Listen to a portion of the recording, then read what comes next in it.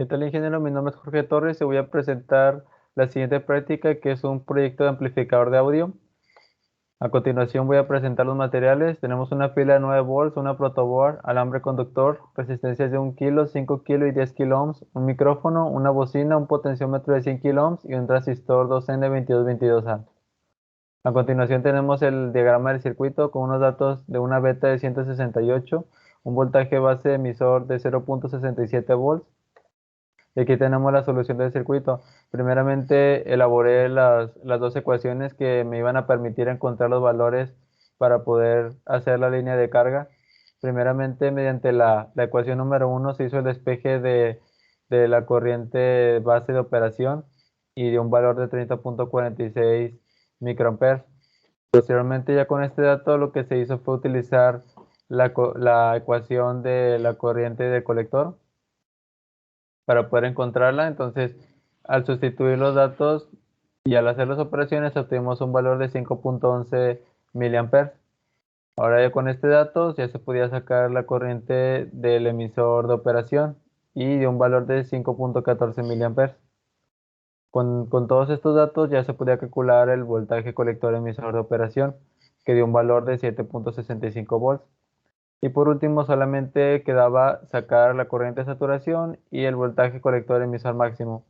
Para la corriente de saturación, un valor de 8.92 miliamperes y para voltaje colector emisor máximo, un valor de 17.9 volts. Y aquí tenemos la línea de carga. Tenemos tenemos un voltaje de 8.92 volts, un voltaje máximo, perdón, una corriente máxima, y aquí un voltaje máximo de 17.9 volts. Y aquí están los valores de operación: 5.11 miliamperes y 7.65 volts para el colector emisor de operación. Y por último tenemos que, mientras trabajan esos valores, tenemos una corriente de base de operación de 30.46 microamperes. A continuación voy a presentar el desarrollo de la práctica. Bueno, este proyecto consiste en realizar un amplificador de voz. ¿Cómo se iba a lograr esto? Gracias al transistor. Este micrófono lo que hace es recibir una señal pequeña y el transistor lo que hace es amplificar esta señal. Entonces, con ayuda de este micrófono ya podemos lo que es oír una señal más fuerte o más pequeña dependiendo de las resistencias que le pongamos al circuito. Desafortunadamente, este proyecto no pudo realizarse con éxito. Nunca pude hacer que el micrófono emitiera algún sonido, perdón, la bocina. Lo intenté de diferentes maneras variando las resistencias, pero nunca ocurrió el resultado deseado.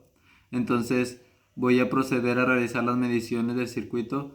Haré la medición de la corriente de la base, la corriente del colector, la corriente del emisor y posteriormente el voltaje del colector emisor. Voy a comenzar con la medición de la corriente de la base. Podemos ver en el multímetro que da un valor de 0.25 miliamperes. Ahora procederé a medir la corriente del emisor. Podemos ver que da un valor de 0.13 miliamperes.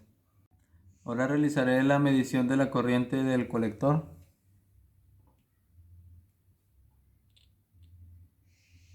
Podemos ver que da una corriente de 17.7 microamperes. Bueno, aparece el símbolo negativo ya que está invertida la polaridad de las terminales, pero sabemos que son 17.7 microamperes. Y por último haré la medición del voltaje colector emisor. Podemos ver en el multímetro que da un valor de 0.13 volts. Bueno, esto sería toda la práctica, gracias.